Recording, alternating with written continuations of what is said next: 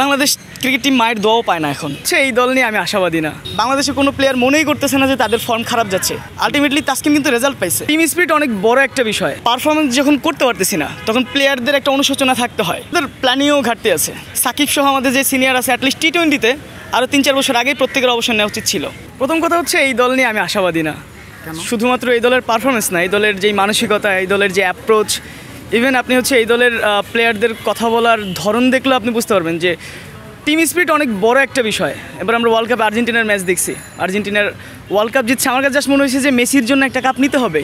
এই যে একটা টিম স্পিরিট, এই ব্যাপারটা অনেক বেশি হেল্পফুল হয় টিমের সবাই মিলে একসাথে থাকা। আমার কাছে মনে হচ্ছে বাংলাদেশের টিম স্পিরিটের প্রচণ্ড পরিমাণ ঘাটতি আছে, এটা একটা ব্যাপার। দ্বিতীয়ত পারফরমেন্স যখন করতে পারতেছি না তখন প্লেয়ারদের একটা অনুশোচনা থাকতে হয় যে আমি আরও ভালো করবো, সেই স্পৃহা থাকতে হয়। তো বাংলাদেশের ধরেন আমরা একসময় তাসকিন যখন বাদ হইলো, একটা ওয়ার্ল্ড কাপ সুযোগ পাইলো না, আর বালিতে দৌড়ানো বা নানা ধরনের ডেডিকেশন দেখছে এবং আলটিমেটলি তাসকিন কিন্তু রেজাল্ট পাইছে। কিন্তু আমার কাছে মনে হচ্ছে এই সময়টা বাংলাদেশের কোনো প্লেয়ার মনেই করতেছে না যে তাদের ফর্ম খারাপ যাচ্ছে, অথচ মাসের পর মাস তারা প্রচণ্ড খারাপ খেলছে, অ্যাভারেজ খারাপ, গড় খারাপ। ফলে এই ধরনের ভঙ্গুর একটা টিম থেকে আমি অ্যাটলিস্ট এই ওয়ার্ল্ড কাপে কোনো প্রত্যাশা করছি না। আমার কাছে মনে হচ্ছে আমাদের প্ল্যানিংও ঘাটতি আছে। ধরেন আমরা যখন প্রায়শই আমাদের সবচেয়ে বিপিএলের পর আমাদের ডোমেস্টিকের সবচেয়ে বড় লিগ যেটা ঢাকা লিগের আম্পায়ারিং নিয়ে আমরা প্রায়শই দেখি নানা ধরনের কন্ট্রোভার্সিয়াল সিদ্ধান্ত আসে এবং আসলেই কন্ট্রোভার্সি হয়। ওয়াইডের ডিসিশনগুলো বা আউটের ডিসিশনগুলো বা বড় দলের একটু ফেভার দেওয়ার জায়গাটা তো আছে আমাদের। তারপরে হচ্ছে এই লিগগুলোর আরও বেশি স্বচ্ছতায় আনা। আমাদের শুধুমাত্র ওয়ানডে লিগ হয়, টি-20 লিগ শুরু করা, 4 দিন 5 দিনের লিগগুলোর আরও বেশি সময় দেওয়া। আর আমার কাছে মনে হচ্ছে প্লেয়ার নেওয়া এবং বাদ দেওয়া দুই প্রক্রিয়াটাই একটু ধৈর্যের সাথে করা উচিত। যখন একটা প্লেয়ার ধরেন টি-20তে ভালো খেলছে, দেখা যাচ্ছে আমরা তারা 3 ফর্মেটে অভিষেক করাই দিচ্ছি অল অফ এ সাডান, কোনো ধরনের প্ল্যান ছাড়া।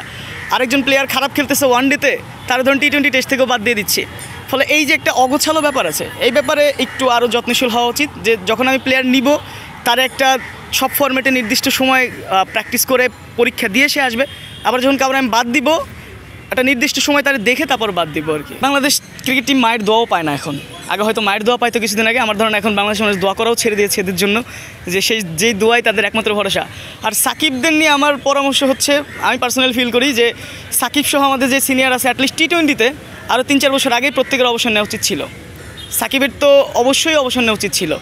সাকিবের ইতিপূর্বে আমরা দেখছি সাকিবের মাঠের বাইরে নানা ধরনের কাজ নিয়ে নানা ধরনের কন্ট্রোভার্সি হয়, এবং কিন্তু সাকিব এর আগে যেটা হয়েছে যে ওর কন্ট্রোভার্সির উত্তরটা ও পারফরমেন্স দিয়ে দিয়েছে, লম্বা টাইম বলিং ব্যাটিং দিয়ে দিচ্ছে। কিন্তু এবার কিন্তু ঠিক উল্টা, এবার সে মাঠের বাইরেও কন্ট্রোভার্সি হচ্ছে এবং পারফর্মও করতে পারছে না। ফলে টিমে তো ট্রানজিশন পিরিয়ড থাকে। ধরেন শ্রীলঙ্কায় যখন সাঙ্গাকারা, জয়বর্ধনে বা দিলশানের মতো প্লেয়াররা চলে গেছে, আর 1-2 বছর ভুগছে, কিন্তু তারপরে যেটা হয়েছে 1-2 বছর আবার নতুন প্লেয়ার তৈরি হয়ে গেছে, এখন আসালাঙ্কারা সেট হয়ে গেছে। কিন্তু বাংলাদেশের সমস্যা হচ্ছে যে আমরা মনে করি এদের ছাড়া আমাদের কেউ নাই, কিন্তু আমাদের ট্রানজিশনে যেতেই হবে। সাকিব, তামিম, মুশফিক, মাহমুদুল্লাহ যারাই আছে এদের সবাইকে বাদ দিয়ে আপনি এই নতুন ইয়াং টিমটারে নতুন করে টিম স্পিরিট গঠন করেন, 2 বছর টাইম দেন, ধীরে ধীরে এটা বেটার আউটপুট আসবে আমি মনে করতেছি।